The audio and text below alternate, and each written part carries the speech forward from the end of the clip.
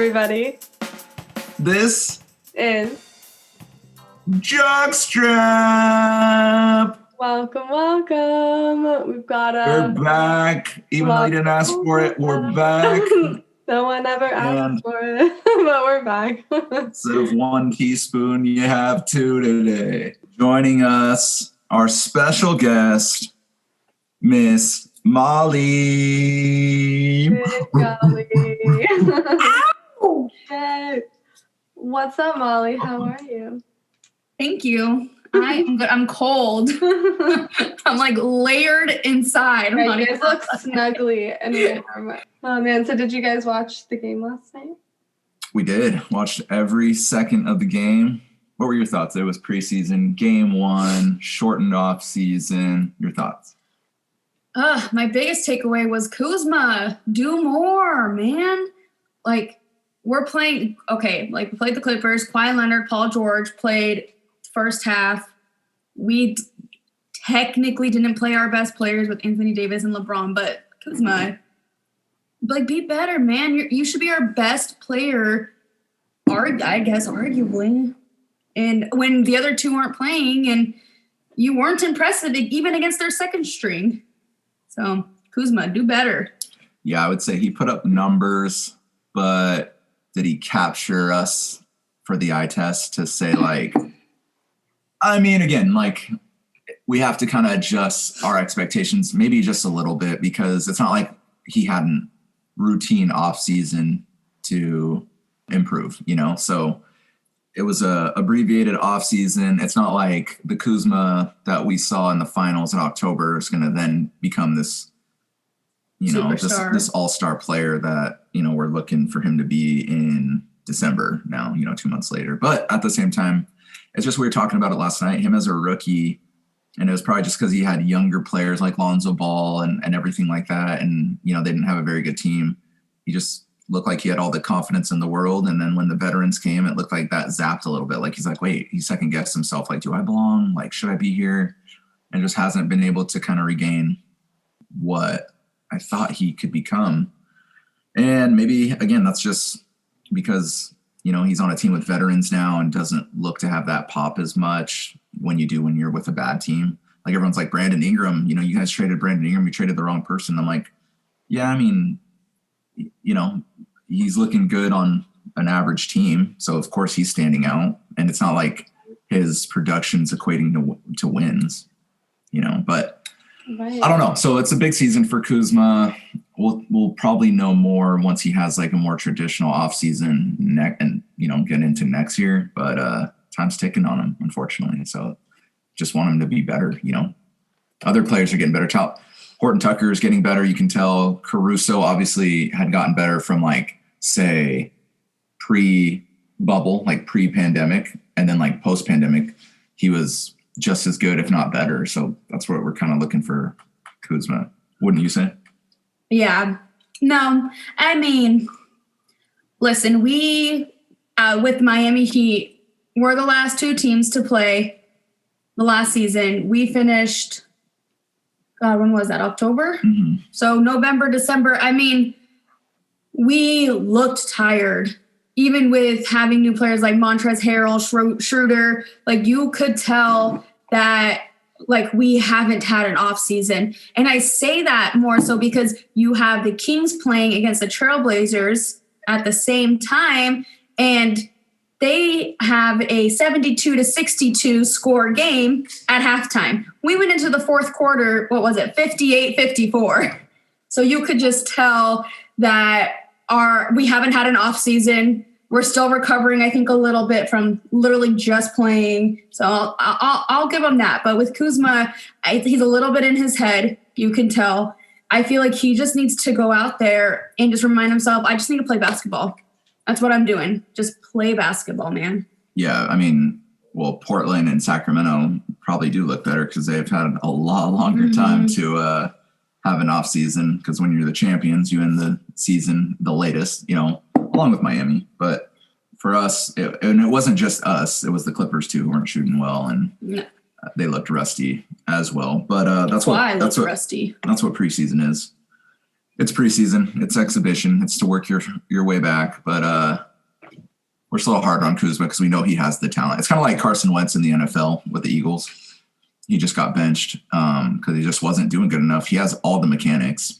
He just that's another player they're in their head. So what would you say Kuzma's biggest weaknesses are right now in terms of his skill? I mean, it sounds like maybe loss of confidence is really what his, kind of what you were mentioning is probably his biggest weakness right now. But how is that translating into his skill? What does he need to really improve on? Because I'd like him to. I think it's consistency. Yeah. And maybe it is the mental aspect of the game because he has all the physical tools. Yeah.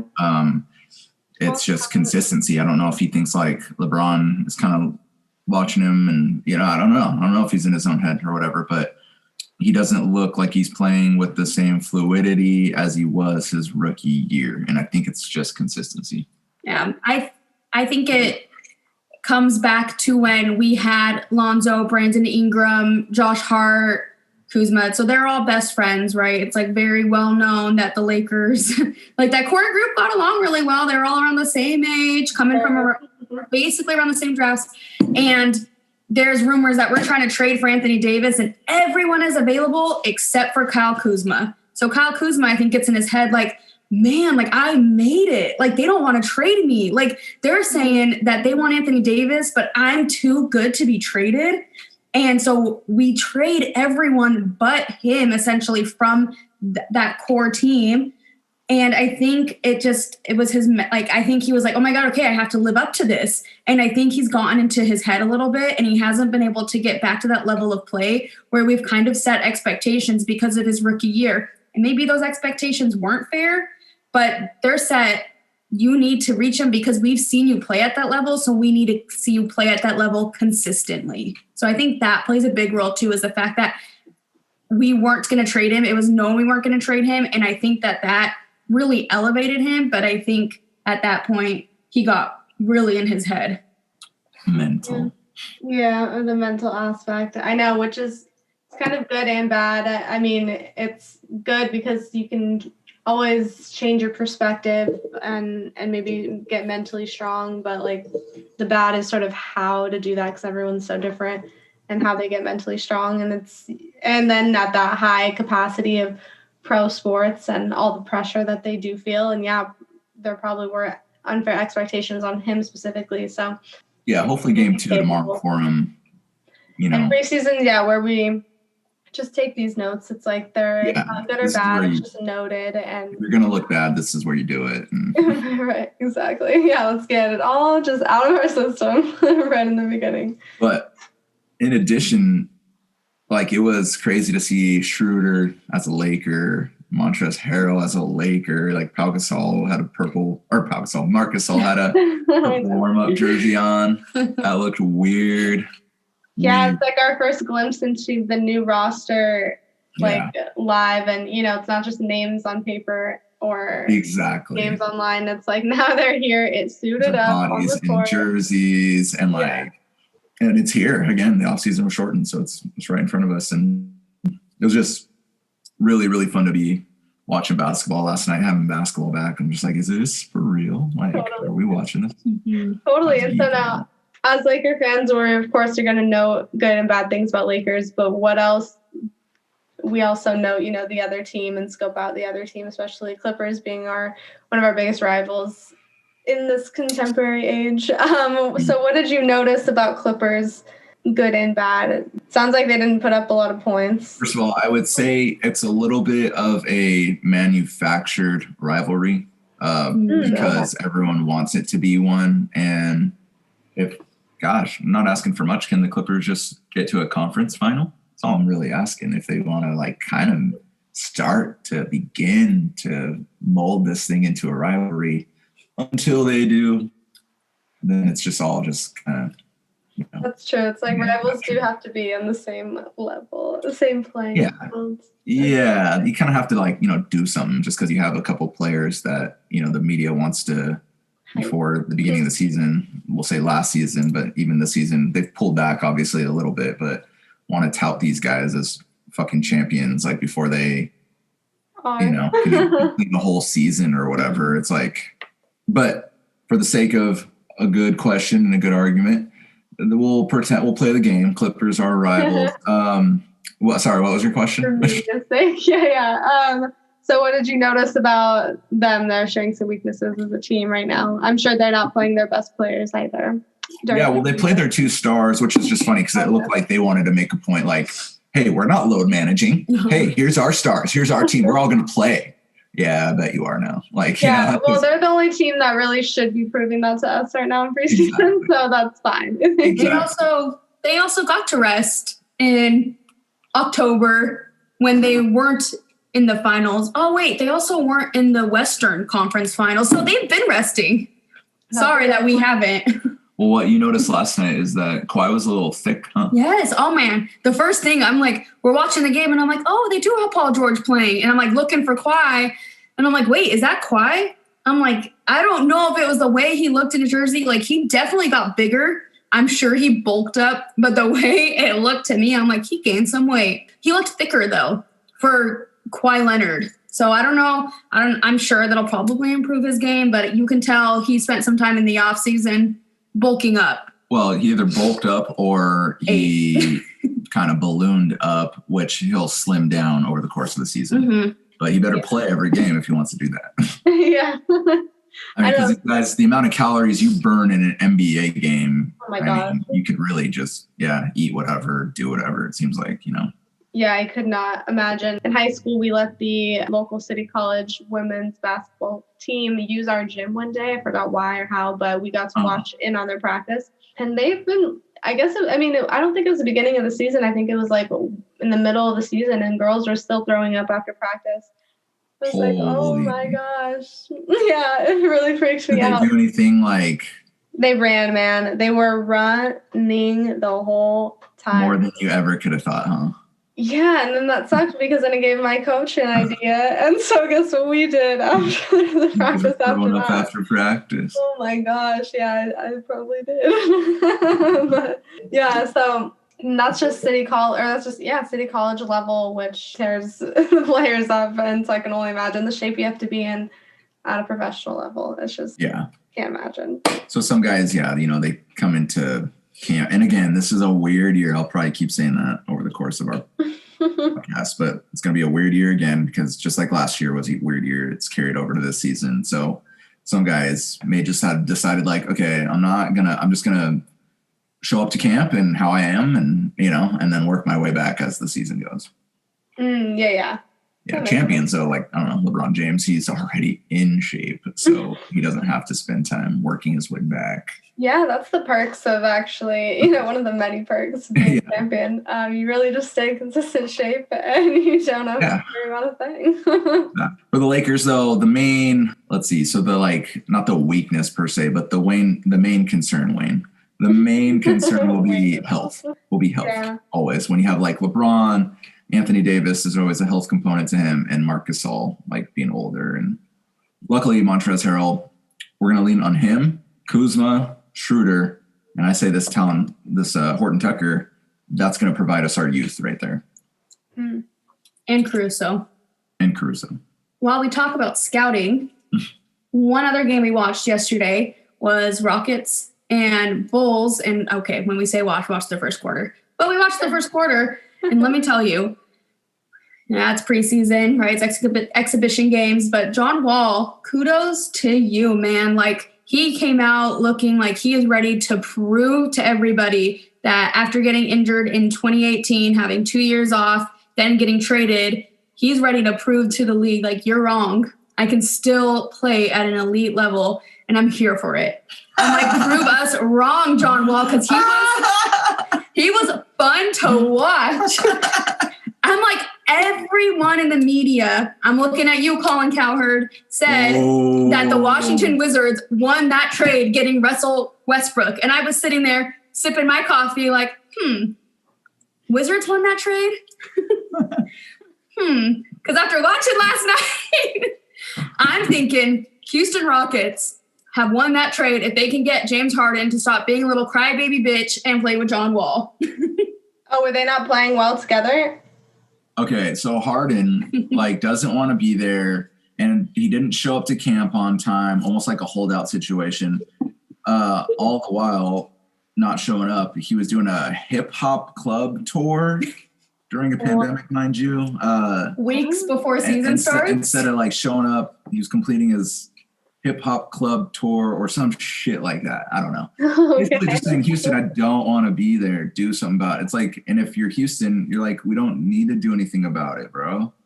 Like, this is our terms. So he really doesn't want to be there. Like, yeah. So I can't imagine how uncomfortable. And it was cool too. The coach is a rookie head coach, Steven Silas. I love his dad, Paul Silas, who was LeBron's first ever coach on the Cavs. When LeBron got, I love Paul Silas. So his son, Steven, being a new coach, he's been an assistant coach for a long time. This is his first shot at being a head coach. And when asked questions about him, he's like, you guys can all ask James Harden. Like, I'm not him. I can't explain why he's not here. The only person who can is him. Like, as a rookie coach, like, you could tell he's been in the business still, like, even has learned from his dad, being an assistant coach. He did not placate to their star, James Harden. He was like, I don't know. Like, you could tell it's like, motherfucker, like, now it's my first job and you're doing all this, like, making life hard for me. You know, is it really making his job tough? Because he's got to stand in front of the camera and answer all these questions that he doesn't know the answer to, because he's just like, I'm just as clueless as you guys. I don't know. Yeah. For you, man. Like, yeah, don't be a softball. Like get up there and be like, yeah, man, like, I don't know the answer. Ask James when he gets here. He needs to explain it to you. I'm not going to. Yeah, that's respectable. Like, yeah, I'm not gonna have his difficult conversations for him. Man. Yeah, it just sounds like he doesn't put up with bullshit. This is bullshit. I bet you, especially because I doubt they've even been in contact the way it's sounding. The way the media is at least portraying it. You can't always believe the media, but I'm sitting there thinking that James Harden probably hasn't put in any effort at all to talk with the coach. No, I don't think so either. And to your point, John Wall did look hungry last night. I was like, damn, John Wall, okay. Yeah. Okay. I know you're playing with baby Bulls and it's preseason, but okay. Like, at some point, James Harden's going to have to stop, has to stop bitching. Like, he sits there and he's like, go get me Chris Paul. They get in Chris Paul. They don't win. No, Dwight Howard first. Oh, I'm sorry. You're right. Go get me Dwight Howard. They don't win with Dwight Howard. He cries. Go get me Chris Paul. They don't win with Chris Paul. He cries. Go get me Russell Westbrook. 1 year, they don't win. Now the media is coming out saying that he requested John Wall because he'd prefer to play with him over Russell Westbrook. You have John Wall and you're not reporting. Like, James Harden, at some point you have to take accountability, because no one else in the league has played with as many, if you want to call them superstars, you can call them superstars. I don't think anyone's played with as many superstars as he has, and they can't win. Like, James Harden, it's a you problem. Get over it. Stop requesting to go to these superstar teams. That's the other thing too, though. He's just bugs. He's like, yeah, trade me. Don't just trade me, but trade me either to Milwaukee or Brooklyn or Miami or a contender. And Miami comes out today. Lord knows why. Like, you weren't just in the finals with that team, and they come out today saying Tyler Herro is not untouchable. If James Harden really wants to play here, we'll consider doing a trade with Tyler Herro. Like, you're insane. You were just in the finals. You don't need James Harden. Really surprised that Miami came out. Maybe it's not even true though. Maybe it's somebody's agent who leaked it. You know what I mean? Like James Harden. It could have been James Harden's, camp who leaked it. Who knows? But that's surprising for Miami to even come out and say, because they're no nonsense. They're ran by Pat Riley, who was our coach in the 80s. He's a Laker. I don't care that he's been with Miami for a long ass time. Like, he's a Laker. He'll always be a Laker. Coach Magic and Kareem and all those guys in the 80s. Anyway, he's a no-nonsense guy. So, like, that's why him and Jimmy Butler, Jimmy Butler was saying, like, he had locker room issues and stuff like that. And he reminds me of me, because it's like, you're viewed as difficult if, like, you're not on the same page. So if you just want to screw around, like, if you're, like, Jimmy Butler got traded to Chicago to Minnesota, and then he hurt a bunch of people's feelings in Minnesota because that team at that moment, Karl Anthony Towns and some other players, Andrew Wiggins was there. Maybe he didn't have the same mind. Jimmy Butler's like, I'm about business. I want to win, and I'm going to hold you accountable. And if you just want to be silly, goof off, like, not take this thing seriously, then I'm going to be on your ass a little bit. And everyone may see me as difficult, but I just want to win and hold you accountable. So he gets shipped to Minnesota, from Minnesota to Philly. Same thing. They have a bunch of clowns. Joel Embiid wants to be silly. Ben Simmons wants to date Kendall Jenners and Kardashians and shit like that, and kind of be wrapped up in that, and still not take shooting seriously because he still can't shoot and at he all. Should be able He's to. an NBA player, but he can't shoot, and he doesn't even try to work on it. So an NBA player who was a first overall draft pick, number 1 overall pick. This is Ben Simmons. Ben Simmons, yeah. There's a little background on him. And same thing. Oh, Jimmy Butler's a problem, blah, blah, blah. He's difficult to get along with. And then he goes to Miami and he aligns with people who are alike, like-minded people for him. And he gets to a finals. First year. So, yeah. And you bring James Harden. Like, I don't think that meshes. Like, if I'm Jimmy Butler, I'm like, what are you doing? Do not bring me James Harden. Yeah. To me, James Harden doesn't play defense. He's gotten a little bit better, but still only commits to one side of the ball offensively, and he wants the ball in his hands consistently. And I just think at the end of the day, Harden, although he's putting on a face of like, I only want to go to contender and win, I feel like Harden's one of those players. As long as I get my points, my stats, I get my commercials on the side, and I know I have my bedrooms full of money, that's all I really need. Like, I'm going to go home at the end of the day a rich guy. I'm going to go home at the end of the day, just financially set, and he's kind of secure with that legacy. I don't think he really has to cement his legacy by winning. I just want to add to that. That's why, sorry. It's true, because if that wasn't the case, he wouldn't be on some hip hop tour right now. Instead, he'd be in the gym working out. He'd be at least trying with the Rockets until he does get traded. Like, if he was serious about winning, serious about wanting to be a champion, like an NBA champion, like, then he would be in the gym. He'd be working out. He'd be getting ready for the season. He wouldn't be on some hip hop tour. Like, I get it. It's supposed to be your off season, but like, it's a short season. When you have to report, like, his priorities are obviously not aligned with what needs to be if you're really going to be an NBA champion, in my opinion. And maybe it's to send a message to Houston. Hey, I don't want to be here. So guess what? Like, I'm not going to make you a priority, but you're still going about it the wrong way. I'm confused on this hip hop tour. Like, is he rapping? No, I don't know. That's just what's been reported. I don't know. It's like taking a bunch of pictures with like different rappers and stuff like that during a pandemic and stuff. But and by the way, can I just say, like, and for people listening to this, if you have a different take, like, get on this mic, because I really can't stand people saying, whether it's just pedestrian people or people in the media, saying that James Harden, I fucking hate them saying, well, he's one of the best top 12 scorers this league's ever seen. He's one of the best, top 10 scorers this league's ever seen. No, he's not. He's not. What? Is this a common misconception or what? Stats will tell you a story. It doesn't tell all the story. Sometimes it tells you a good amount of the story, but it doesn't tell you all the story. So yeah, when you look at his averages and all this shit, and can he shoot? Yes. But he doesn't elevate others. He doesn't make people better. He doesn't pass the ball. He's a decent pick and roll passer, but like, at the end of the day, selfish. He's a good shooter. So he gets threes. We play in a league that doesn't necessarily play the most defense I've ever seen. And plus, again, they've changed rules like we've talked about on the show to help, make it more offensive friendly, so you can't hand check anymore. It's easier to get to the basket. Okay. And he manipulates the hell out of the refs and out of spectators alike by flopping and doing all this little gadgety bullshit to get him to the free throw line. And that's where he gets his points. I don't look at James Harden. I'm like, man, dude, your game is fly. Like, Steph Curry is a better player than him, who doesn't get the type of recognition I feel like James Harden does.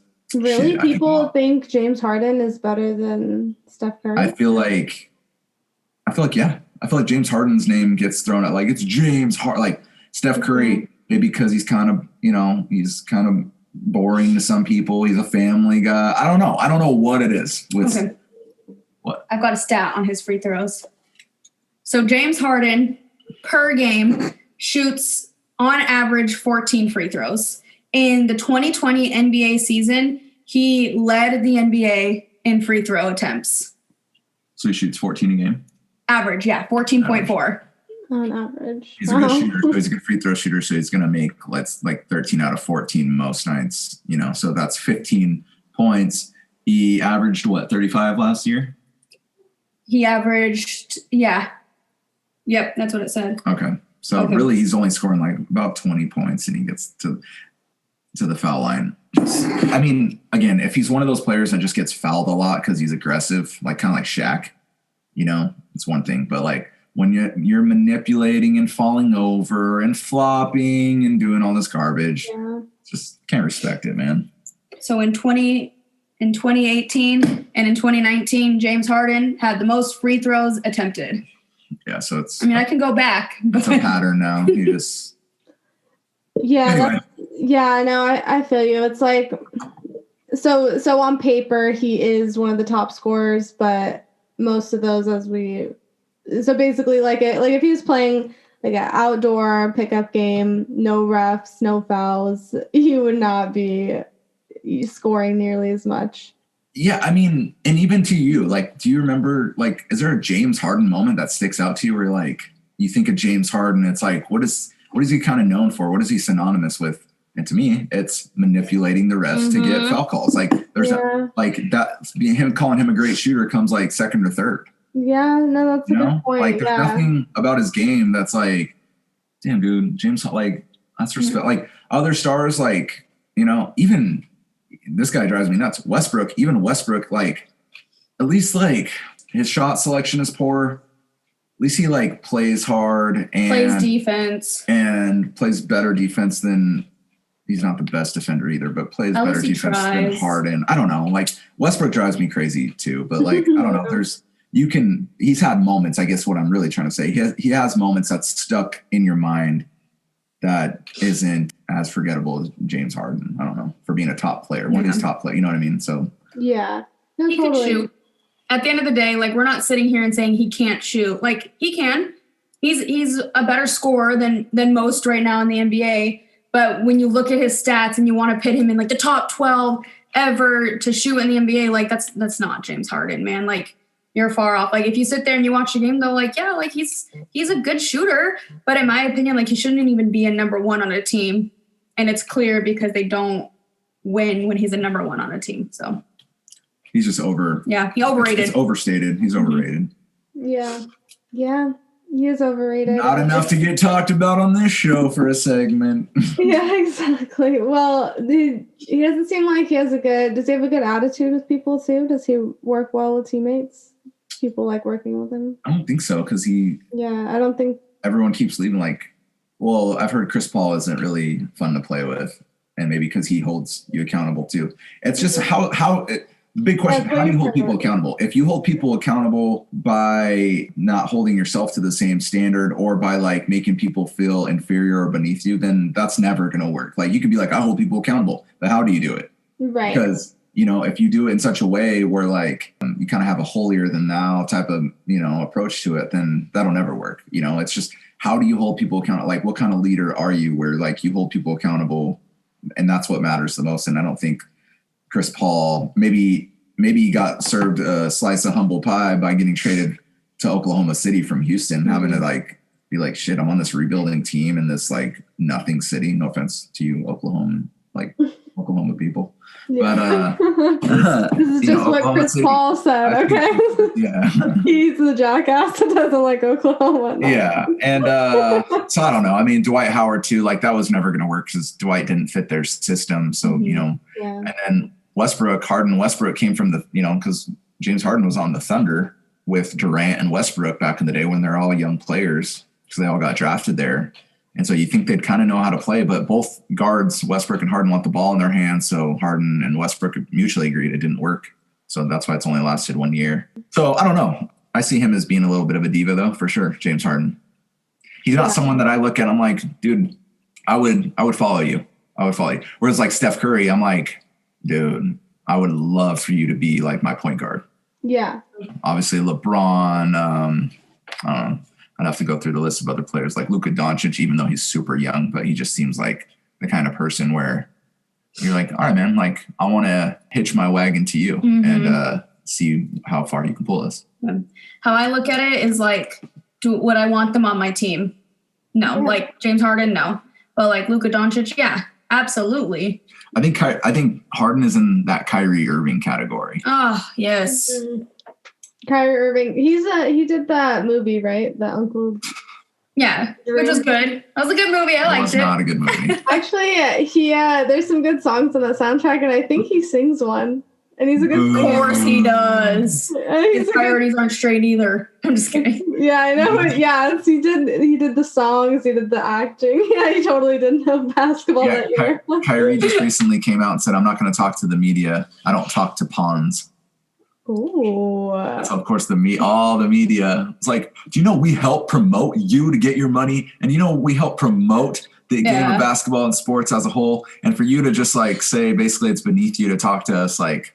He's a diva. Oh, he's a weird dude, man. Got to be the number one diva I would pit right now in the NBA. He needs to be the best, and he's convinced himself that he is the best, and he treats everyone else around him, I feel, like scum, and I don't think it's going to work with Kevin Durant. I happen to think oppositely. I think he's insecure, and I think that's what's leading to a lot of these, like, not outbursts, I guess, but just like. No, yeah, they are outbursts, though. A little bit. I guess in the context of sports. Yeah. Maybe call them little outbursts or whatever. We'll see. Like Durant's back now. He's a sensitive guy. Really interested to see how Durant responds to the injury, see if he's the same old Durant. I'm really interested to see Brooklyn this whole year, to be honest, because Durant being sensitive, Kyrie being ultra sensitive. We really want to see how that works out. And I really want to see how long Kyrie goes without talking to the media, since he just called them pawns. This should get interesting. So wait, he won't get fined for not. He absolutely already got fined. Oh, did he? The Nets got fined $25,000 and Kyrie got fined. So, okay, first he issued a statement basically being like, I'm not going to talk to the media. I know it's media day, training camp's opening up. I'm not going to talk to you guys. So let me issue a statement so you guys don't twist my words. Basically, he doesn't trust the media.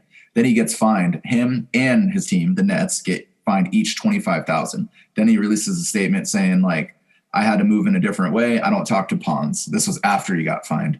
So that relationship between him and the media should get interesante. What did he get so mad at them about? Like, why is he calling them pawns? What is it? Stuff about the election? He's insecure. He has a lot of trust issues. I mean, don't get me wrong. I get the media's kind of shitty, and they twist a lot of things. I mean, in a way, I don't blame him. But because it's Kyrie and he's a little weird and everything like that, it kind of is painted in a different kind of way because it's him. I don't know. Yeah, I kind of don't blame him to a degree, but at the same time, it's Kyrie, and he just like said some stuff not about LeBron, but he said like, oh, having KD on my team. I think he said this to an independent media outlet or whatever, but like, oh, having Durant on my team, it's the first time I can like look down the bench and know that I have someone just as clutch as me on my team.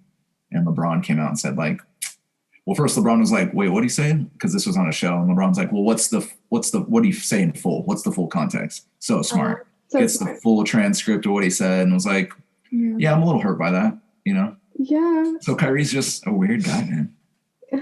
Yeah, I think you're to your point. Yeah, you understand like if someone doesn't want to talk to the media, but it sounds like his intent, he just comes off he seems like a condescending person, and so that action and that decision comes off condescending also. So totally. Yeah, I don't have sympathy for him. Like when you sign your contract, you know that you have to talk to the media. You know that the media will probably twist your words. Like to me, just say what you need to say. Like to the media, try to be as like factual. If you don't want them to twist your words, like try not to have an opinion with them. Just do what you need to do to get in and out of that media room. If they're going to twist your words, you're going to twist your words. Like don't be sensitive towards it. Don't have a reaction towards it. Then like do your job, play basketball. But instead, like because he has thrown, I feel like, a few tantrums because of what the media said. And maybe the media has twisted his words, and maybe that's something that's uncomfortable for him. But it's unfortunate, but it comes with the territory. So learn to deal with it. I don't have sympathy towards him.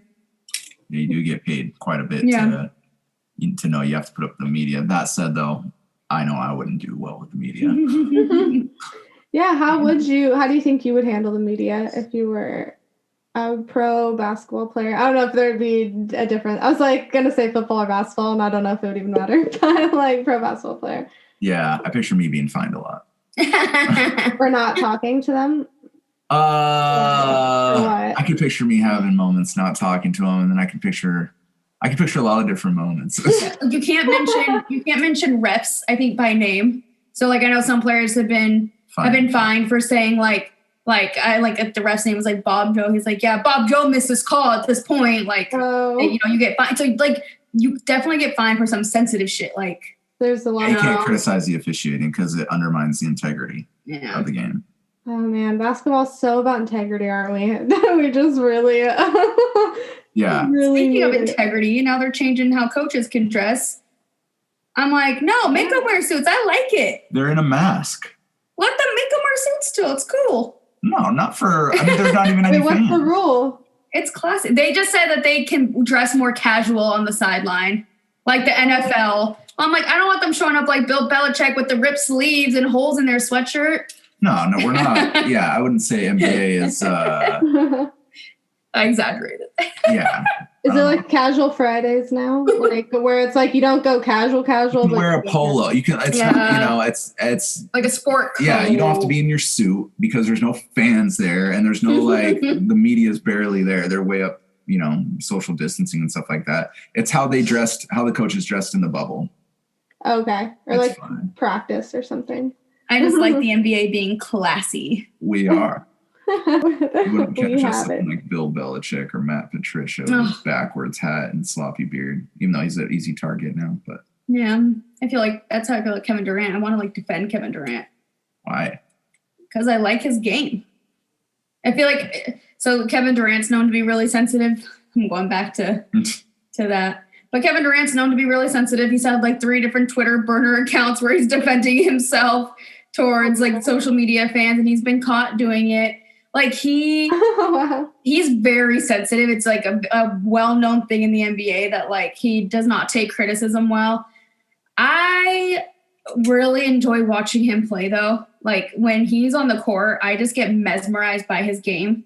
And there's something about him where like it makes me want to defend him. Like, I don't know. I really like him. I hope it works in Brooklyn. Not with Kyrie. Bye, Kyrie. But I like Kevin Durant. So I hope that like he comes back from his injury and he's still playing at a high level and he can lead, because it's Eastern Conference, so whatever, they won't get past us. So he can, lead a team like the Nets, whatever, to at least someone. What's funny is like, is it sensitivity because is it you being sensitive because because it does kind of like, for whatever reason, you're wired to be bothered by just random people commenting on your profession, like, is it sensitivity to that? Or is that's kind of like how all of it, like, imagine like people at our jobs and like, after you work 8 hours, you go home and people write about how well you did at your job or how well you performed or whatever. Yeah, that's weird. It's when you think about it like that, it's kind of a crazy comparison, but then at the same time, you're also can never be compared to our jobs because of the amount of salary that you do make. You get to use the best facilities in the world, fly private.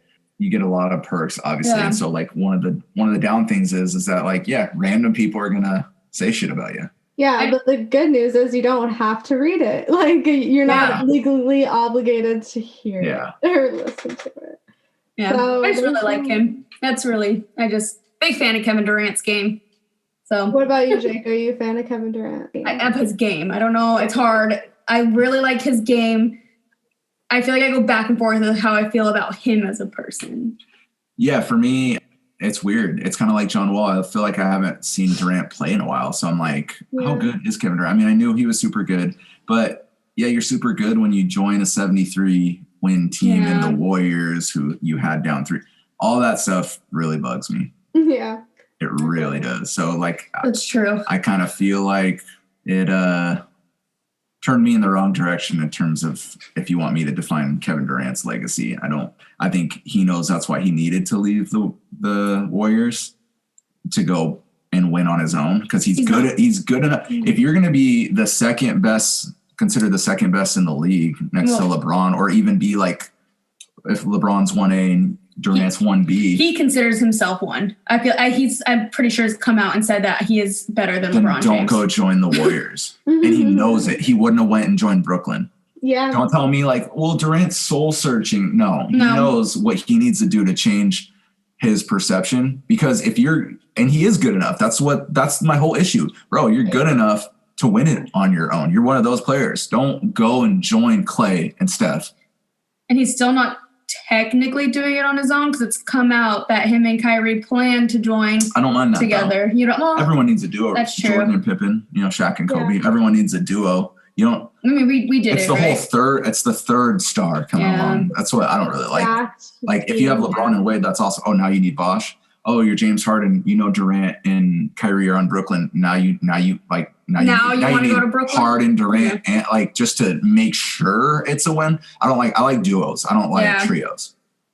Yeah, it's a little excessive, huh? It's like a trio. Yeah, because you're taking away, like, was it fun for anybody when Durant was on the Warriors and it was a foregone conclusion? Like, even LeBron and his good, like with Kyrie and Kevin Love, even his good teams, you can't even compete because the Warriors, their offense, the shooting of Steph and Clay, the defense of them as well. And then you add Durant to that team. Yeah, like, Kawhi Leonard only wins with the Raptors because Kevin Durant and Klay Thompson get hurt. Like that was another season where it was a foregone conclusion that the Warriors were going to win again because of all the star power that they had. The only reason why they didn't was because that star power, multiple of them went down. No offense, Raptors. Yeah, I'll say this the PG way. I don't know how you'd say it for girls, but for guys, I'll say, where's your guts? Where's your stones? Like have some guts, man. Like go compete. Yeah, exactly. Well, you guys. By the way, real quick on competing part, I want to because we're talking about mentally, like Kuzma and everything like that. Like, right. Again, I always say this, even if you play in high school or whatever the case, like a lot of people don't end up playing sports because there's only two outcomes. You win or you lose. Yeah. And some people mentally can't even handle that. Like, I don't want to go and embarrass myself. I don't want to go and play and then lose or whatever. And it's a scary thing.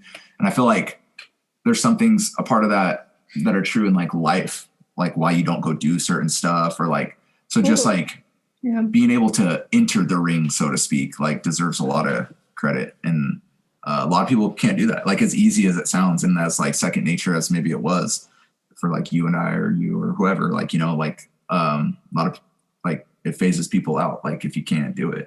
Totally. So, you're right. People do get scared or embarrassed because losing is an act of being humbled. Nothing's more humbling than like, wow, I just lost. I was not better than my opponent. I failed my goal. Like, damn, now what? It's like, but that's what is the best part of it because when you win, you understand that comparison and it feels exactly. So Durant and some other players, perhaps like have the guts to step in the ring and, I think that's why you see a lot of superstars in sports eventually leave their team if they can't build around them. It's the whole Giannis Antetokounmpo story right now, right? Because he's so good and they can't win. And people are thinking that he's getting to the point where he's like, I need to win. You guys aren't providing me with that. Let me just go join someone else. Even though, let me be clear, he needs to stay with the Bucks, all right? Okay, first of all, if that's the argument, Giannis, you can't win. Yeah. I wouldn't say Milwaukee, you can't win. First of all, Milwaukee's won a championship before. I know it was way back in the 70s with Kareem Abdul-Jabbar and Oscar Robertson. But Milwaukee's actually won before. So let's get on the table. Secondly, Giannis, you need to win. Yeah. Like Milwaukee had a stacked team enough to the point where they had a better record than the Lakers. Like they were the number one seed in the NBA.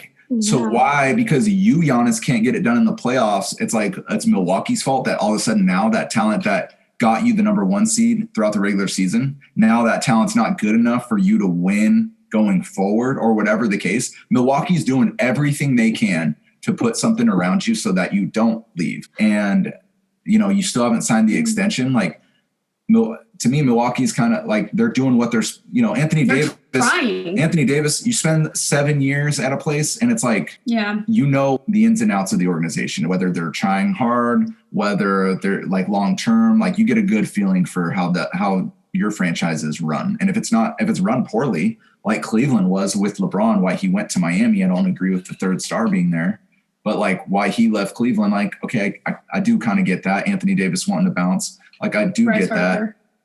Bryce Harper in baseball. Which is hilarious though, because Bryce Harper finally is like, fine, I'm fed up. Like I'm not going to win. Let me leave in free agency. And then the very next year, the Nationals win the World Series. Yeah. Yeah, So- and that's baseball. Wait, that's where he left the Nationals and then He left, he's considered one of the best Yeah. players in baseball, if not the best. And then he bounces, and then they win. Yeah, I mean. Anyway, yeah. But sometimes it's not the Yes. best for that team to have the best in the league. You know, again, it's about personality and chemistry about and team, camaraderie. right? It's about team. It's Yeah. about team. Even basketball. So maybe all it's- sports. Yeah, so sometimes the best player is not a good fit for everybody, even though they're the best player. You would think, you know, could elevate any team. It's just not the case. It's more nuanced and complicated because it's people at the end of the day. It's a group of people, different That's why- personalities. That's why I think LeBron is still the best in the league, no matter his age or no matter like the new raw talent they want to talk about, like with Kevin Durant. Like LeBron has been able to go to any team and win. So to me, it's like he's made it work with really any system and has proven that like he can go and play with anyone, play for any coach, and find a way to win. So, But even he couldn't overcome Cleveland's Yeah. ineptitudes at the, first 7 years of his career, 8 years or whatever it was, when he went to Miami. It's you shouldn't have to it's- just because you're drafted there. no, exactly. Yeah. Yeah. You don't get to choose where you're drafted. Unlike all of us outside of college, we get to decide where we want to go work, or at least like where we want to apply and stuff Yeah. like that. It doesn't work like the better you are coming out of high school or college, like the shittier organization that you're going to go to. And then Right. the pressure's on you now to make him relevant and to save him out of obscurity. But it's, you gotta be trying to put together the best team you can. Try to, if you're LeBron or a big time player like that, you're looking at an owner and you're like, are you spending the money? You're a billionaire. Can you spend money to get me talent? Because when we lose, it's my fault. Right, I'm the one who, has to like deal with my legacy being as a person who couldn't get the team over the hump. Now, again, Durant had Westbrook, and early in his career had Harden on the Thunder. They went to a finals together and lost to LeBron's Miami team. Right. And so, Durant, do I give you a pass a little bit because Westbrook's a little bit hard to play with because his decision making, and sometimes for sure I do. But to go to that team, the Warriors, Yeah. I don't know, man. It doesn't sit well with me, and you can't really convince me otherwise. Yeah. Do you think that, like you said, he knows it and that's why he's in Brooklyn most likely? So do you think that's going to undo that decision if he can stick with it in That's a that way? great question because LeBron, I feel like, undid his Mm-hmm. Yeah, maybe. kind of the villain he was portrayed to be by going to Miami when he came back to Cleveland and won Cleveland a championship or whatever. Right. So yeah, if Durant can go to Brooklyn, and you can definitely, maybe not rewrite the Warriors chapter, but he can write a new chapter For that himself. buries the Warriors chapter he can definitely redeem himself. I want to ask you guys, because it sounds like you have a little bit different opinions on Durant, but do you guys have strong differences on any sort of player? Like, is there a particular player where one of you really doesn't care for him, one of you really is a fan of him, and in a strong way? Huh. That's a good question. NBA wise, Yeah, unless you could think of any, or even football maybe too, but any that come to mind. Baker Mayfield, we used to have a difference of opinion on him. Oh, really? Coming out of college, Molly liked his game, and I didn't like, nor do I currently like anything about the guy at all. So from what I know, there's something about some sort of personality issue. Either he's a party animal or he's disrespectful or something is kind of what I know. I know he's had some problems maybe with authority, something like that, right? Yeah, has some controversy from college. There was one where he was on the sideline. Was it a touchdown celebration, or he's grabbing at his right? Like his crotch is a better word. I'm sorry. Wow. I meant to say crotch. He's grabbing at his cup. There was JocKstrap. There was another one where he took the Oklahoma, because he played college for Oklahoma. He took their flag after a big win and stuck it in the middle of the field because they weren't at home. God, where were they? Ohio State. Ohio State. They were playing Ohio State. So he beats Ohio State, takes the flag and sticks it in the middle of Ohio State's field, like in their logo, and the whole team is celebrating. He had some controversy off the field, like a run-in with the police. Like, and this was all before the NFL, like multiple stories.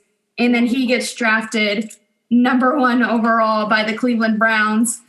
And coming out of college, I really liked his game. I really liked his arm. Like, he was exciting to me to watch. Like, I tried to take the personality out of it, and I was like, let me just watch him for football. And he excited me. I was like, if he can play at this level in the NFL, like, he is going to be so good. So I kind of excused the Browns a little bit because he shouldn't have been taken number 1 overall. Even out of college, I didn't think so. But when they did take him, I tried to tell myself, I was like, because I was a big fan of his game. So I was like, okay, like, let me give the Browns this because he has such a good arm. And so the first couple of years, I'd say his first 2 years, Jacob and I definitely battled back and forth where he was constantly rooting against Baker Mayfield, didn't like anything about his game. And I was constantly like, no, like, give him a chance. Like, he can play. Like, he just... Yeah, it got to the point where Baker Mayfield was proving me wrong. He cannot throw unless his feet are planted, and he doesn't like to plant his feet. He always is running out of the pocket and trying to throw on the run as if he's Patrick Mahomes. Like, you are not Patrick Mahomes. So has he always played like that, and you maybe didn't notice, like in, some weird way, or like maybe his whatever was better, offensive line or something, so you didn't really notice? Or has he just sort of lost it as time's gone on? It's tough. He played with such confidence in college that I thought, and I think that's what really helped him in college. And it's just college football and NFL football is such a different sport. Yeah. And so I think he relied off of like his moxie and his confidence to like lead him in the NFL. And it doesn't work that way, man. Like, you're playing against professionals. Like, you have Aaron Donald on the other side of you, or Von Miller on the other side of you, or Khalil Mack. Like, they're hungry to take you down. So I don't think his confidence was enough. I got off his bandwagon. He started to really bother me. He was continually still a very cocky person at the mic, even though he hadn't done shit up until last week. Last week was his Super Bowl. It's what I call Super Bowl. It wasn't, it was because he'll never probably play in a Super Bowl. Oh, God. He played so well. He finally planted his feet, was able to throw the football. God. So I'm not really back on the bandwagon, but that's a really good question because Baker Mayfield, for sure, his first 2 years in the season, I was a big fan, and Comboy over here was not. Now, why weren't you a big fan of him in the first 2 years if his arm was really good? Because, Jake, you love good arms. You respect that. What is it about this dude you didn't like? First of all, so we're talking about, his feet constantly moving. So he doesn't have good footwork. Mm-mm. His arm is pedestrian at best. So it's mediocre. He thought he arrived by just being the number 1 pick. Yeah.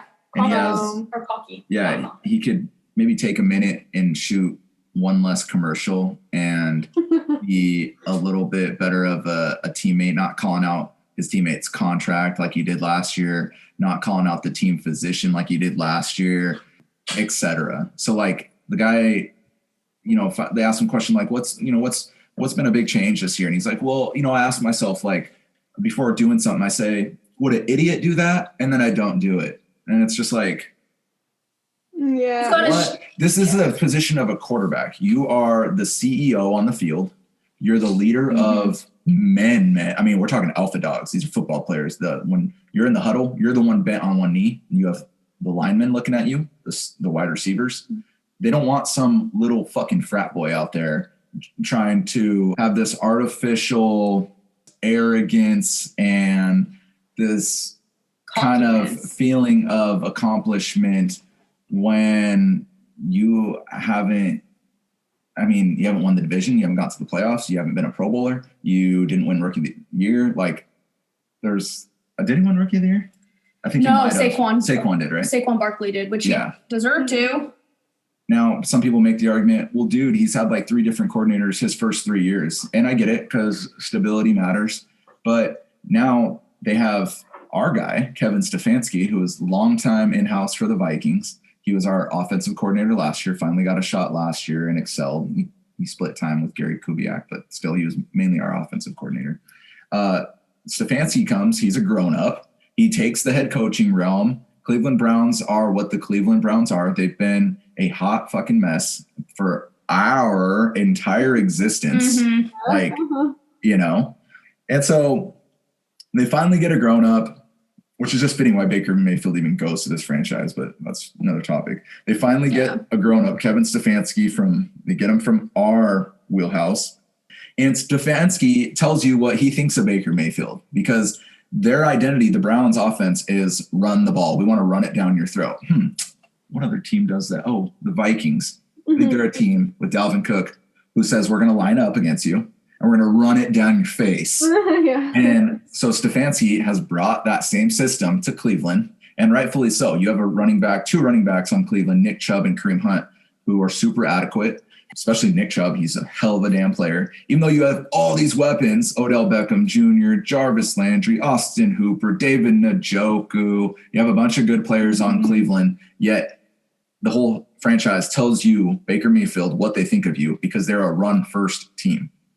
Now, there's other quarterbacks in the league. I'm trying to think of some like Kyler Murray, Josh Allen. You know, they're young quarterbacks, but they let the ball fly because their coaches, their franchise trusts their quarterback because they're competent. Baker Mayfield, it's like kind of like Kirk Cousins a little bit, like, ooh, I think instead of relying on your lack of playmaking ability, we're just going to be a physical team and run it down your throat. So what I'm trying to say for those of you who are not following me like you should is that Baker Mayfield is marginalized for good reason so he doesn't lose the game. And so he doesn't lose ultimately the season. Now the Browns are 9-3, the first time I think ever. It feels like. I mean, aside from the 80s or the 60s for when they were good. Yeah. So people are like, "Oh shit, the Browns." And Molly wants to refer to last week being their Super Bowl against Tennessee, which Tennessee didn't view it that way. Obviously, they came out. It's Baker Mayfield Super Bowl. He'll never play football at that high level again in his life. I'm with just to make it clear, Jacob has proven his point in the last 2 years, and I've definitely jumped off the Baker Mayfield bandwagon. I'd still like for him to be able to play at a high level. Do I think he can do that at this point? No, but he has one decent game throwing the football, like any quarterback can do. Have one decent day at throwing the football, if you're not a complete scrud. And you have one good day of throwing the football against a Tennessee defense that's riddled with injuries and all that stuff. I mean, I know all teams are, but did he have a good day? Yeah. Did Tennessee come to play? No. If Tennessee came to play and it was their best effort, it wouldn't have happened. But it happened. And so, if people want to judge off that, then, you're going to see what you want to see with Baker Mayfield. Oh, but ultimately, he is a game manager. He's not worthy of a number 1 overall pick. And last time I checked, I thought only Stars made commercials. Yeah. Every other commercial is Baker Mayfield in Progressive, and they're doing some little hokey honky shtick of him being living out the arena.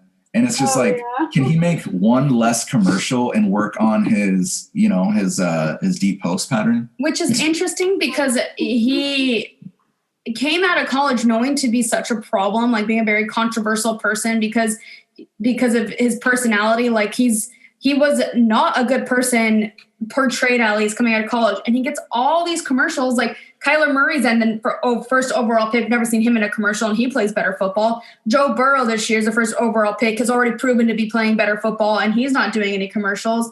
I think it helps. I think you could take somebody like Case Keenum right now and have him play in Baker Mayfield's spot. And I think they're still 9-3 because of their coaching and because they have the best running back duo in Nick Chubb and Kareem Hunt. So I think you could take, in all honesty, I think you can take Mike Glennon. I think you can take a Case Keenum, a Joe Flacco, these guys that are backups at this point in their career.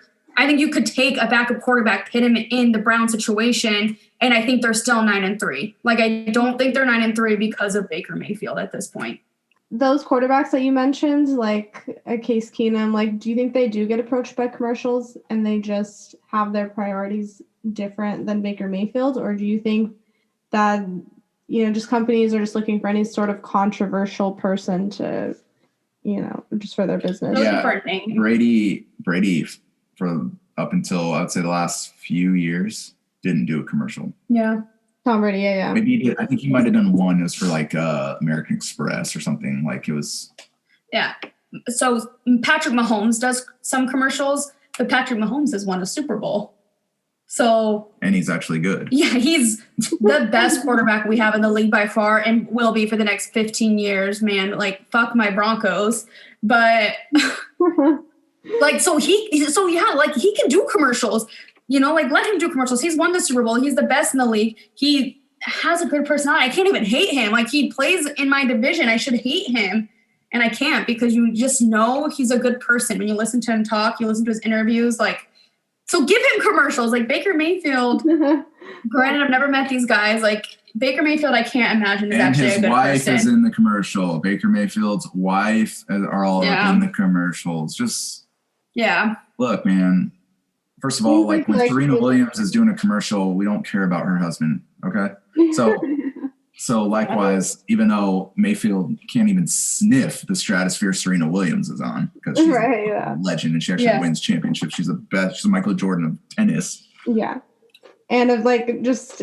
But my point is, Lisa Leslie doing a commercial. No offense, Lisa Leslie. Like we want to see Lisa. We don't really care about her husband, right? So same goes for like Baker Mayfield, like or whoever. Like we don't care about your wife. Why is she in the commercial?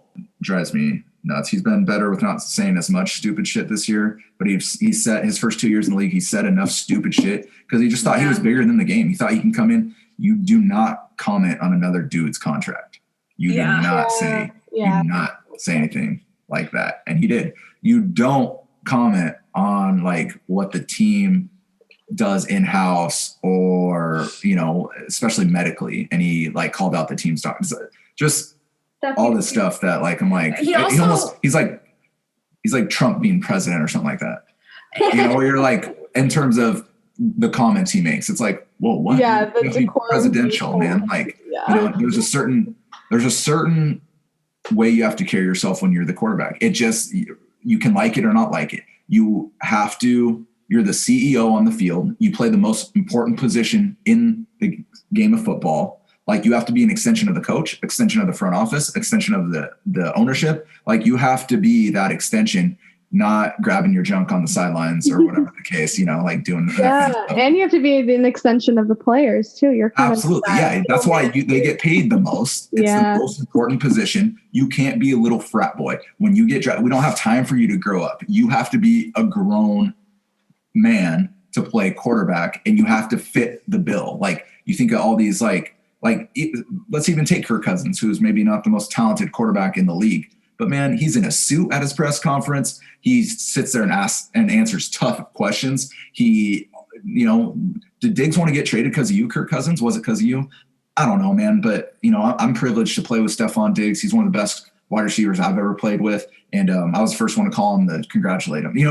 Just classy. Just that's the way a quarterback should be. You can not like it or you can like it. But, like, you can have a little spunk too. Like, that's fine. But, like, in the manner in which Baker Mayfield does it, get out of here. And Kirk Cousins was super excited for Kevin Stefanski to get a head coaching job, even though that meant that he was going to be losing his offensive coordinator. And Baker Mayfield, his first year in the league, is playing under Coach Hugh Jackson, right? Yeah, and then Jackson gets fired. Hugh Jackson gets fired. So he doesn't leave the team by his choice. He gets fired midseason. And Baker Mayfield, so he gets fired, loses his job, gets offered a job by the Cincinnati Bengals to be an assistant coach so he can make money again. And granted, it's a rival team. In the same division. So he takes the job, and Baker Mayfield is staring him down the whole game the next time they play. As a rookie. And then is on the mic after talking shit about Hugh Jackson, saying how disrespectful or how disrespected he feels because Hugh Jackson is playing for a rival. Like, he got fired and then got offered a job and was like, yeah, I want to continue to coach. Let me take the first job that's offered. Like, to me, that's so disrespectful. He just doesn't know how to be a professional. No. That showed it to you. I get he's a rookie, but they don't have time for you to grow up. Yeah. So that's another example. It's just, where Stefanski leaves, he doesn't get fired, but he leaves for a better job, and Kirk Cousins is excited for him, Yeah, that's crazy. That's crazy that that player kind of like divided you guys for a bit, but then you like change your mind on Molly. Is there anything that like Molly has done to like change your mind on something in sports, Jake? since like you guys have been watching sports together? And it could be anything, even like getting into, you know, watching bowling or something. I don't know if you like bowling, Molly, but like it would be anything. He hates Tyreek Hill now. Yeah, okay, so there's a wide receiver on the Chiefs. He's really, really good. He's their best wide receiver. Mahomes is always throwing deep balls to him. His name's Tyreek Hill. And Molly's hated him from the very beginning because in college he punched his pregnant girlfriend. In the stomach, not in the face, in the stomach. Oh my gosh. Yeah, he's had some off the And field. the Chiefs still drafted him. Oh my gosh. That's crazy. And then he broke his son's arm and beat his We don't know the whole story. Okay, fine. We don't know the whole story. Fine, but his son recently broke his arm and they don't know who did it.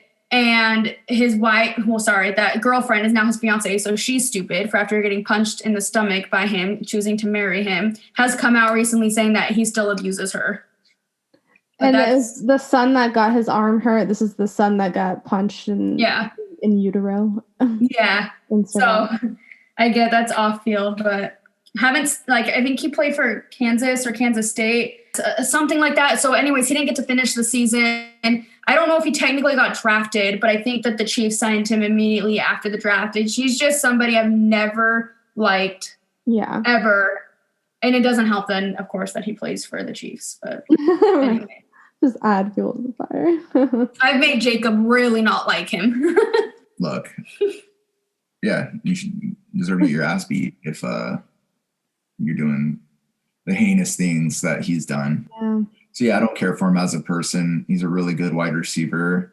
But lately he's making headlines because he's getting, like Mahomes, he has this crazy good quarterback. So he's getting really good passes thrown to him that beat the defense so much to the point where he's like, and he's the fastest guy in the league. He's so fast. It's just crazy. Like people possess speed like this, you know? I remember too, like even just like my playing like high school, whether it's football, basketball, whatever, like, and you just have these guys who are speed's just crazy. But he's beating he's beating the cornerbacks on routes, getting wide open, and then to score a touchdown, he's approaching the end zone and then he waits and then does a backflip into the end zone. No. Now the backflip's cool and all, but score the touchdown first. Again, you're undermining the integrity of the game. By like integrity. When you run and you have a wide open, like just go into the end zone. But if you sit and stop at the 1 yard line and just wait, he's taunting. That's taunting. Yeah, it's rude. Does he get fined for taunting, or he does? So he hasn't been called for taunting yet on this. If it was taunting, then he would get depending fined. on how egregious it is, he'd be fined. He had like a signet because he's so fast. So his first couple of years, every time he beat somebody and was running into the end zone, he'd throw up a peace sign. It's not like he's throwing up the middle finger, but so he got fined every single time he did it. So he's kind of known for taunting. He's been fined quite a bit for taunting. I will give him a little bit of cleverness this year. On his gloves, he had it painted a peace sign. So he just throws up his hand this time. So he's not technically throwing up the peace sign. Oh my God. So he hasn't been fined for it, even though he's still doing it. I'll give him that. That's clever. But yeah, like the lengths that these guys will go sometimes who like love doing that type of stuff, you know, like really if you paint it on a peace sign, like the lengths that you go to do all that. I don't think I'd even like him if he was on, like if it was my team that signed him. Like I think I'd be genuinely bothered by the Broncos for bringing in a player like that. Reminds me of myself, not him, but like just some of the stuff like I used to do, I guess, to taunt. I'm talking more like the off field, like the taunting. That comes with the game. Like he's not the only player to do it, man. Like if other people could get as open as he can and get as far away from his cornerback as he can, like other people would be doing what he's doing. Like the taunting, it's annoying, but like he's not the first player to do it, so it doesn't bother me as much. I'm talking more like off field. I can't stand him as a person. Like I hate that he even won a Super Bowl because he's such a despicable person in the world that it doesn't make sense for him to have the success that he has. He's a gross person. It's weird. And part of that, I think too, like, I don't know, when you say that he stops at like the 1 yard line, does a backflip. It's like, I feel like one of these days, someone like that he doesn't realize is faster than, he thinks is going to like use that opportunity. Load up on knock him. Yeah. Like while he's about to do his little flip, like someone's gonna be like, no, I still got some energy in me. Yeah. He even came out recently. I get it. Like, he was making a joke, but he came out recently saying, like, yeah, when I first saw Mahomes on our practice field after we drafted him, I was like, he was like, who the F is this? Like, he's trash, and like he's he's saying it playful now because it's very obvious Mahomes is not trash. He's 1,000% the best quarterback in the league and will continue to be. But I'm like, who are you? Like, who are you to even like have that opinion before Mahomes has even played for you? Like, who are you to sit there at the practice field without knowing him, saying like, man, this guy's trash. Like, you're a trash person. I bet a lot of people say that, though, not about Mahomes, but just in general, anytime a new guy's coming. Yeah. I mean, there's something about like an ego thing where you're just like, well, who's this guy? I'm sure he had never said it to his face, and we'll joke about it with him now because they built a relationship. But I can guarantee you that day of practice, it was nowhere near where Mahomes could hear. And like, if you're going to say that shit, say it to his face. He's a punk. Sorry. I don't want to talk about him. Well, we found the player that made Jacob despise him a little like more though. Yes, especially knowing that type of stuff. That's always a tough one, man. It's tough to separate the athlete from any sort of, major poor, mean decisions that they make off the field, and it's just tough to do sometimes. It depends on the crime too, right? It's like sometimes you can overlook it, and then there's a certain point where you just can't. Yeah, it was like Kareem Hunt. So he's a running back for the Browns. He was also with the Chiefs when it happened. He had some controversy himself, and the one where the Chiefs finally cut him was because it was while he was with the Chiefs. There was a video that surfaced of him kicking a female in the hotel room, and I don't remember the whole story, but there was enough of it where I actually was like, I don't think Kareem Hunt's really that bad of a person. I think it's a bad look. I don't think we're getting the whole stories, right? Like, because you and I were both like, don't go kick a female. Yeah, okay. Like, I'm not saying you can kick a female, but there was more to it where, like, I almost felt bad for Kareem Hunt a little bit. Right. Sometimes there is more to the story where you're like, okay, well, at least we know you didn't just freak out and do this out of nothing, and like you just flipped a switch. Like, there was a build up, there was a logical reasoning. Yeah, and like there's those situations too. He's gotten better, I think, because like, don't get me wrong, like if you can learn to be a better human and you can grow, like, great. Like, if Tyreek Hill can ever do that, then I'll stop despising him the way I do. But the fact that this was literally just last year where there's a controversy with his son and his now fiance, I'm like, you're not growing as a person. Yeah, again, it's like the same people are involved. You're doing the same thing. Like, dude, it's part of it. Too, do you think there's an effect? Someone, actually a comedian, made like a joke about it, but do you think there is some sort of weird effect of, with football, we're asking these guys to go be extremely violent all the time on a daily basis, and then they're violent at home, and we're like, no, that's bad, and they're like, well, what the hell? Like, you like when I'm violent over here at this time and place. And I know there's a time and place, of course, but I'm just saying, does that actually feed to violence at home, do you think? Yes. And that's why I think the numbers are higher for, like, if you play a combat sport. Yeah. Well, let's say contact sport, but I mean, football is basically legalized combat, so like, that is legal. UFC fighters, that's why, like, you'll see them in the news about getting in a bar fight or whatever, like in football players getting arrested for violence and stuff like that. You don't see it as much with basketball and football, basketball and baseball. But who does a really good job is hockey, unless it's just not covered, because those guys play a violent ass sport. And there's been some instances I've heard, but like, usually they do a really good job, No, I think it humbles you to fight on skates. I think it does. I think that's what I think too. I think no matter how good you are, I think it's a slippery fucking slope of situation. And I think it humbles you, and you're like, I don't want to be doing this shit off the I also think some of these like probably football players, right? Like, they might have been really violent kids, and their parents are like, let me put you in football. Maybe that'll help get your aggression out. Yeah. And so they end up being really good at, being an aggressive football player because they were aggressive to begin already. And then I think that just like, so then they become these pros that already have, the aggression, and that's why they go home. And so, yeah.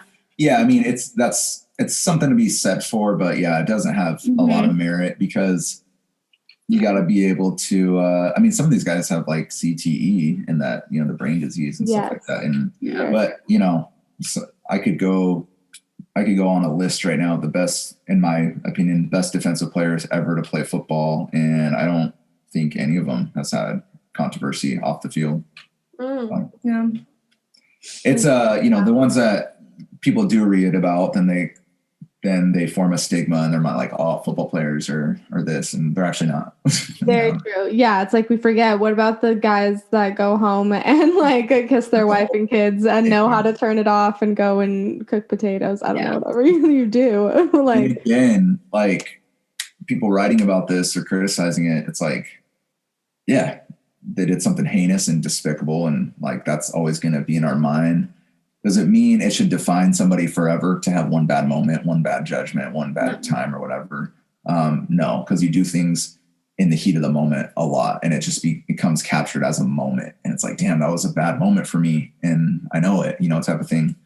But here's one for me, and I don't know if I should be a better person about it or not, but Michael Vick. Yeah, I knew it. Michael Vick, what he did, like those were all planned, like kind of planned in your mind, like, okay, I'm going to bet on dogs. I'm going to kill dogs. And you kept like going along with it. So it's like when you go like different, that's why it's different. I'm going to make a weird analogy. It's different when you're in the heat of the moment and say you kill somebody and it's manslaughter. You didn't mean to. It was heat of the moment. Shit just, whereas like if you went and planned it out and predetermined, it's like, okay, I'm going to hire this guy. I'm going to make the setup like this, blah, blah, blah. And you're something you're planning out for a long time. Like that's why they have a little bit more leniency on people who commit manslaughter as opposed to like premeditated murder. Exactly. Yeah. Same goes like, you know, so Michael Vick, I don't know what it is. It should be, you know, forgiveness every day. Forgiveness. Every day. See, that's I was gonna mention him as an example, but I know more how than saying sorry. Yeah. Oh my gosh. Forgiveness. Forgiveness every day. But I don't know. I can't seem to ever want to listen to that guy talk. I can't ever seem to like want to like. Yeah. What's he doing now? Is he doing anything? He's on TV. Like he comes on Colin's show a lot, and I'm like, to me, he's a boring listen. So I always fast forward it. He is actually. But I'm like, listen. is there something underscoring this too? Where I'm like, I just can't kind of forgive what he did. I don't know. Yeah, so he served jail time. He paid his due, but I can't get the image out of my head. And that's okay. Is he remorseful about it? Yes. Okay. Yeah, he's done all that. He's super remorseful. He's never been in trouble other than that. So it's not like he's dipped his toe into like, he's remorseful. He went to prison for it. He paid his debt to society, so to speak.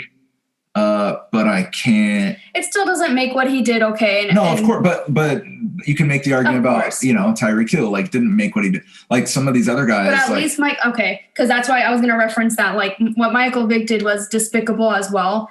But you obviously, we can sit here and say like he's paid his dues. He hasn't done anything since. Like Tyreek Hill has done things since his controversy. But yeah. Michael Vick's gotten a chance to coach. Like he was he's on TV. He's on like one of the morning pregame shows. So he's like a broadcaster basically. Okay. On Fox.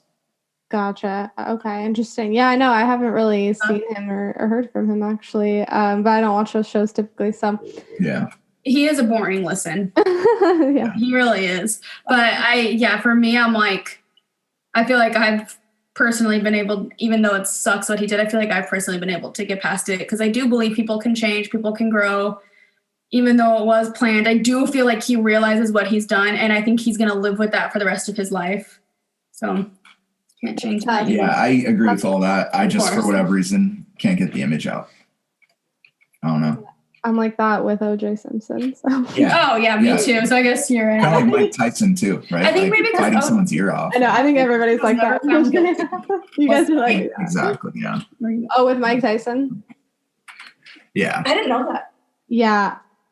You bit someone's ear off? Oh, yeah. You didn't know that? Actually, my coworker didn't know that either. Yeah. You bit him twice. We had to tell her. Holy, and like bit the During the ear fight. off. And it's on Be TV. part of his ear off. Yeah, the Vanderbilt Mayfield. On TV, on video. Oh, that makes me feel sick. Yeah, Mike Tyson. That's another topic. But What about football coming up this Sunday? I know, like, Vikings play Buccaneers, right? yep, we got Tom Brady and the Buccaneers tomorrow, and I've never seen us beat Tom Brady. That sounds like a Motown group. It's like, Tom Brady and the Buccaneers. Yeah, it does. Shoot. So, yeah, I've never seen us beat Tom Brady. They're coming off a bye. We haven't been playing particularly well. The Cowboys loss really bites us in the ass because a game we should have won. We could have used, like, if we would have won that game, maybe we dropped this one to Tampa Bay and it's not the biggest deal. Our win last week in overtime, though, against the Jaguars, but I'll take it. Put us, like, if the playoffs were to start today, we're in the playoffs. if we win today, tomorrow we're in the playoffs? No, since we won last week, like, if the season were to finish today, we're in the playoff.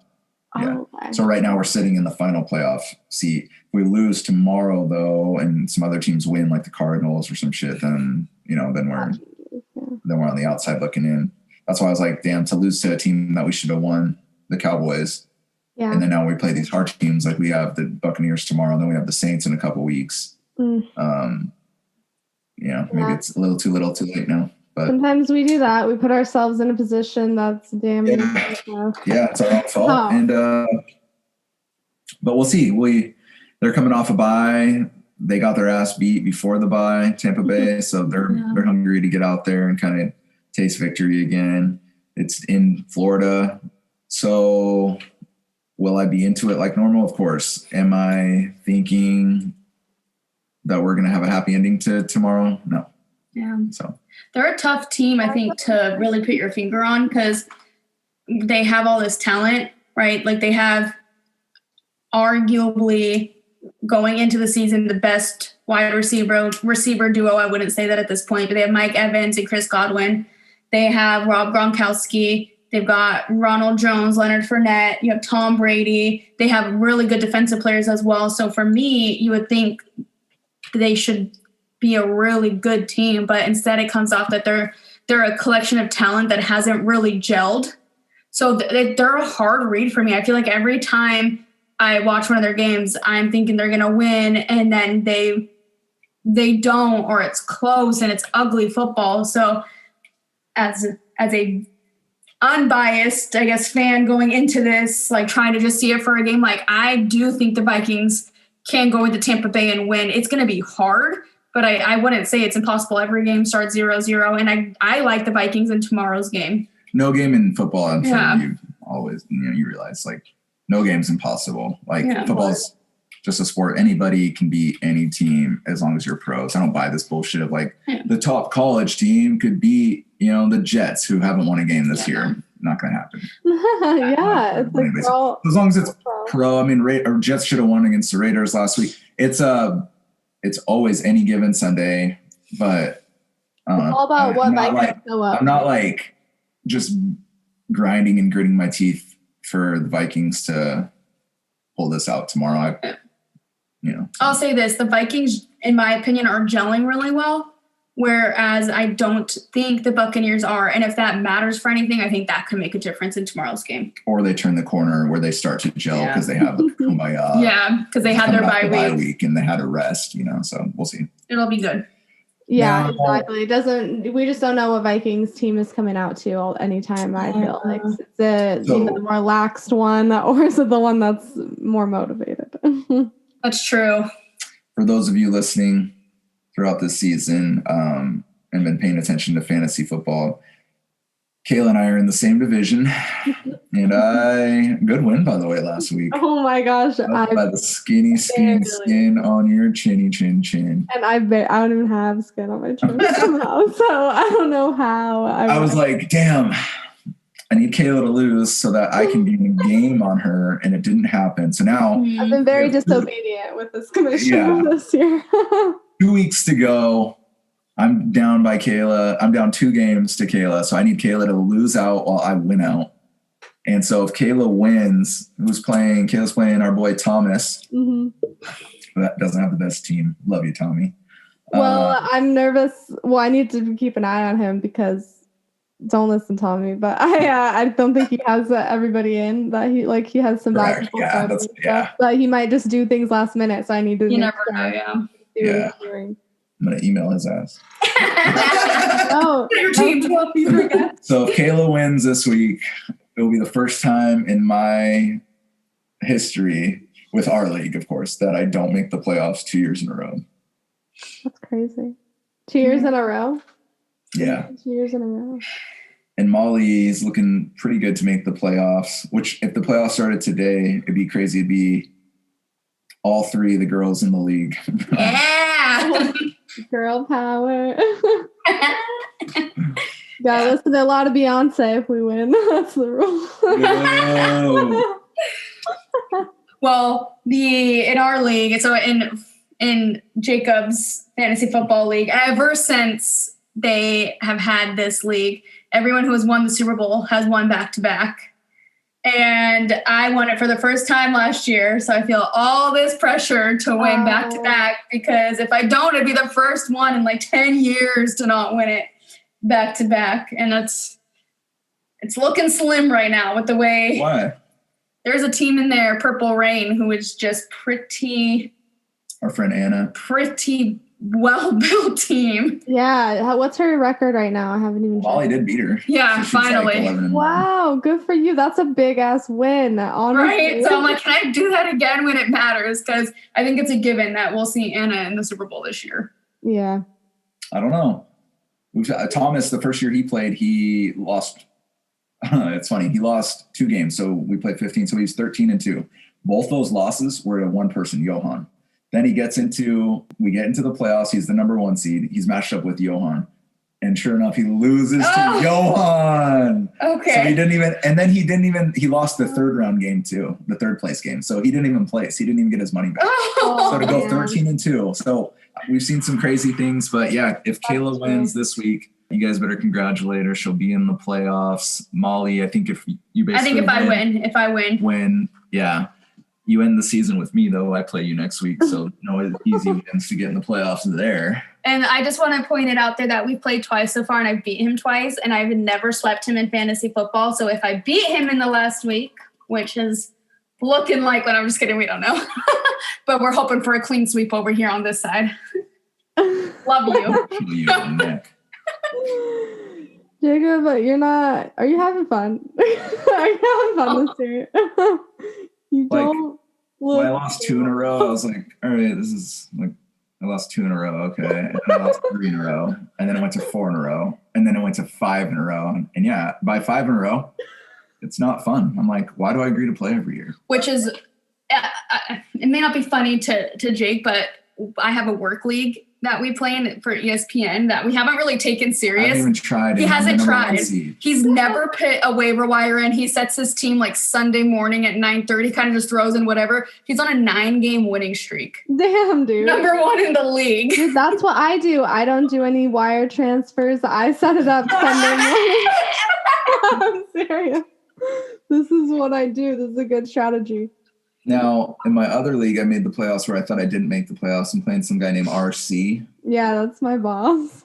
But good job making the playoffs because you said you didn't think you would. Yeah, I didn't think I was, but their first 2 seeds get a bye. And then... Yes. So okay, Devon's one of those. Oh, is he? Okay, so then seeds like 3, 4, 5, and 6. Yeah, so then those seeds play. So yeah, that's why I'm playing RC. But yeah, he's got a really good team. Yeah. Tomorrow's going to be wild, man. I'm going to be fucking loony. You're going to be distracted. You're going to need your red zone. Oh, man. Yeah, I know. I did not think I was going to win last week at all in fantasy. Like, not at all. So I couldn't believe that I ended up winning. Because I know I had to wait till Tuesday to find out. Yeah, we needed because you needed Lamar Jackson to go off. And I know. I was like, can you do this, dude? Dang, what a win.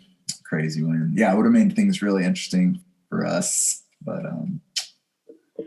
it's still interesting. You have to lose out. I have to win now. Or the way you're looking at it is you have to just win tomorrow.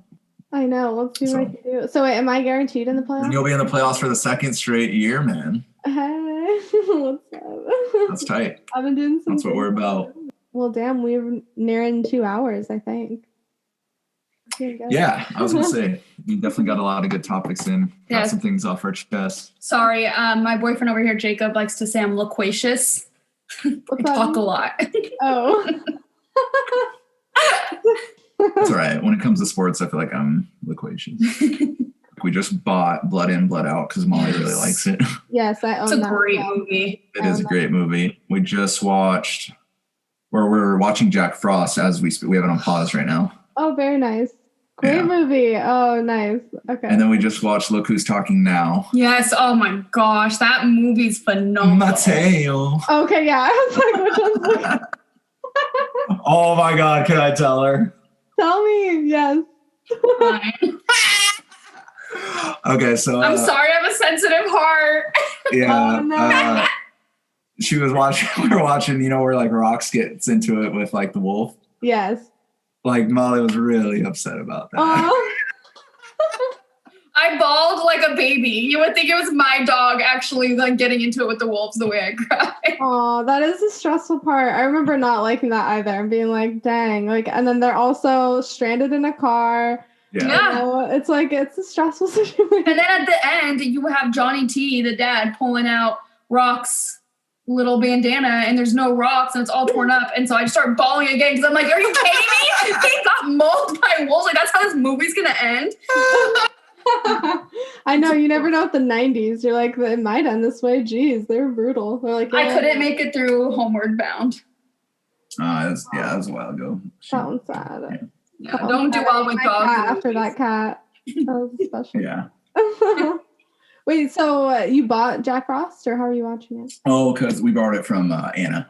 Oh, nice. Anna's got like Blockbuster. Oh, yeah, she's got a good movie. Yeah, she's Blockbuster. She is Blockbuster. Dang, that's good to have. How do you like it so far? Jack Frost. There's a crying moment from the moment. I didn't know that the dad dies. There was no warning. Spoiler alert! Oh, sorry. No, that's the part. No, that's not a spoiler. That's part of it, because then the spirit comes back, and that's the premise of the movie. I got really sad when like the mom comes home and he's like aggressively shoveling out the driveway because he sees the Jack Frost fan sticker, and I just Yes, and they're playing Landslide by Fleetwood Mac. Yeah. I'm like sitting there singing, I'm like, in the landslide. You're like, wow, this Especially with sounds Kelly Preston not being here anymore. yeah, that adds. Yeah, that adds to it. Gosh, what was the last movie I cried on? I cry on Shameless a lot. Like just yeah, I could see that. Yeah, just those random sad moments that they have. Like I'll cry on like all of those. It's real. So Jack Frost is on the agenda. And Blood In, Blood Out. Now that we mentioned it. They're very different movies, but I like Oh no, I want to show her Selena. She's never seen Selena, and they just did a Netflix documentary that I want to watch. It's not a documentary. It's a scripted show, and it's been very controversial as far as like the casting and everything. I haven't watched it yet, but mixed reviews. So, but yeah, Selena the movie changed my life. Okay, it changed. A lot of singing and dancing and stuff. So I love that, so I want to see it. Wait, what? What'd you say? Oh, I said Selena has a lot of singing and dancing and stuff. Oh yeah, exactly. It totally does, and like fun outfits, and it's a good bustiers. So much bustiers, those sparkly ones. It's super fun. You'll see. I think I saw one scene because you turned it on TV once, and like the mom makes them, and the dad was like, "What's this?" Oh, you saw like that? Okay, you saw. Yeah. Okay, yeah, that's a fun scene. Like right before like the fair or something. Yeah. Oh, when she first performed. Yeah. Yeah. Bustier debut. Kayla, right? Yeah. Yeah. Enjoy your rest of your weekend, and see if you can make the playoffs. Because if you don't, oh man. Yeah, wish me luck, everyone, on fantasy, and I wish you all you fantasy football players. Wish me more luck if you could. I'm sorry, your mic was cutting it. I'm just kidding. I'm just playing. All right, bye, everybody. Bye.